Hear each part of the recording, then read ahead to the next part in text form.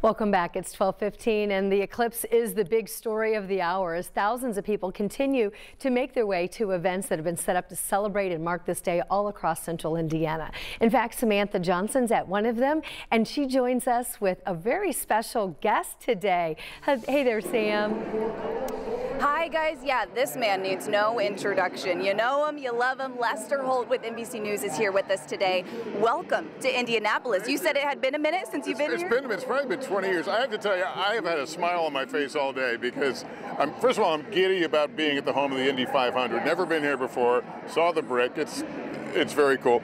And oh, by the way, there's going to be a total solar eclipse here very shortly. Right, we had to bring him down to pit row, we had to show him the pace car, you know, but listen, this is about much more than 4 minutes of totality, right? We are coming together, millions of us across the country for this moment. Talk to us about that. It's it's a moment that transcends science.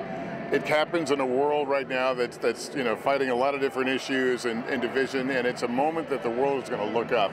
At least as much of the world as can see this will look up.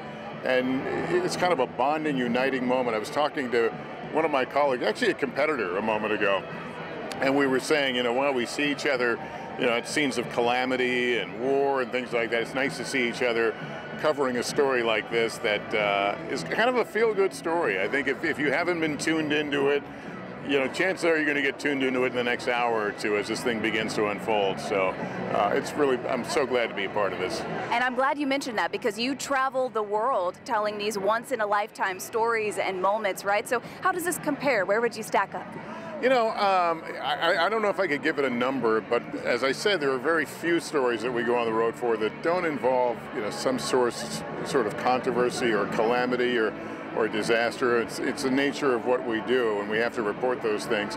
But man, it was when we said let's do this, I was like, yeah, let's do this. Well, we are glad you're in Indianapolis. We talked a moment ago about the weather. We really lucked out with the weather today too. All I see up there is like airplane contrails. Yeah. So I think, and the sun is very bright right now. So not a good day for sunbathing, though. Yeah, it should make for a good eclipse later this afternoon, though. Of course, we'll have full coverage here on NBC. Anne Marie will send it back to you guys for now. We'll see you soon. All right.